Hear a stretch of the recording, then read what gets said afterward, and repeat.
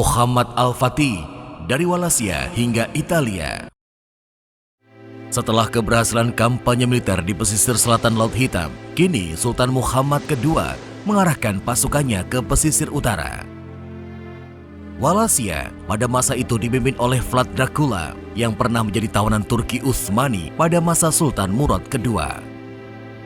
Musim dingin 1462, Vlad Dracula dengan pasukannya menyusup ke wilayah antara Bulgaria dan Serbia. Dia berhasil menyamar sebagai orang Utsmani karena kemampuannya berbahasa Turki. Vlad Dracula melakukan pembunuhan dengan sadis, bukan hanya prajurit Utsmani, tetapi juga kepada wanita dan anak-anak.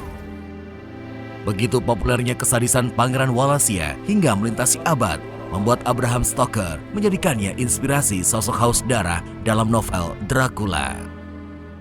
Sultan Muhammad II segera mengerahkan kontingen pasukannya menuju Targoviste, ibu kota Wallachia.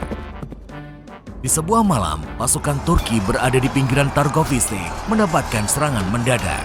Setelah serangan tersebut, pasukan Vlad Dracula mundur ke wilayah pegunungan.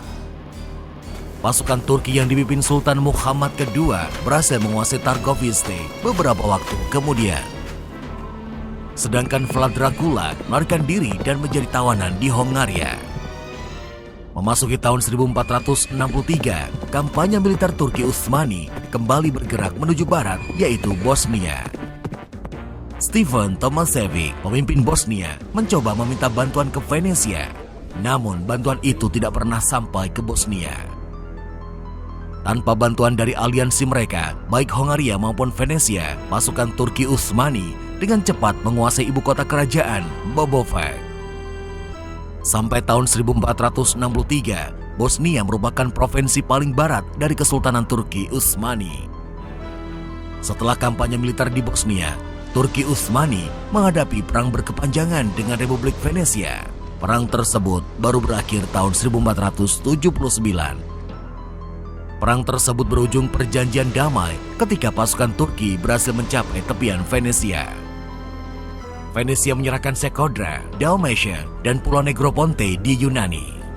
Penyerahan tersebut sebagai kompensasi Venesia yang diizinkan Turki tetap menjaga wilayah Ulcins, Antivan, dan Durrës. Venesia juga menyetujui membayar kompensasi perang dan pajak tahunan untuk berdagang di kawasan Laut Hitam. Perjanjian damai ini membuat posisi politik dan militer Venesia di timur Eropa menjadi lemah.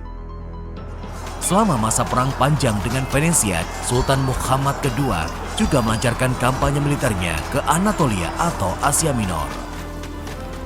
Di abad ke-15, Turki Utsmani telah memiliki hegemoni yang dominan di Anatolia. Turki Utsmani berhasil menggeser pengaruh kerajaan Karamanid yang sebelumnya cukup dominan di daratan Anatolia. Tahun 1464, sejumlah kampanye militer dikirimkan Sultan Muhammad II ke Karamanid. Gelombang kampanye militer Turki Utsmani ke Karamanid berakhir tahun 1473. Daratan Anatolia kini sepenuhnya dalam kekuasaan Turki Utsmani. Di paruh kedua abad ke-15, Turki menjalani serangkaian perang panjang. Tahun 1466, Sultan Muhammad II mengirimkan kampanye militernya ke Albania. Perang di Albania selesai di waktu yang hampir bersamaan dengan Perang Venesia. Pengepungan Sekodra berakhir seiring perjanjian damai antara Turki Utsmani dengan Republik Venesia. Di sela-sela Perang Venesia dan Albania, Sultan Muhammad II melancarkan kampanye militernya ke Moldavia pada tahun 1475.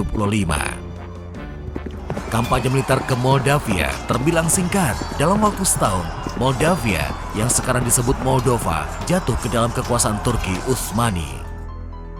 Tahun 1480, Sultan Muhammad II berhasil melakukan pasifikasi yang meliputi Eropa daratan hingga Asia Minor. Stabilitas wilayah yang membentang dari Albania hingga Karamanid membuat Sultan Muhammad II melanjutkan kampanye militernya ke Italia.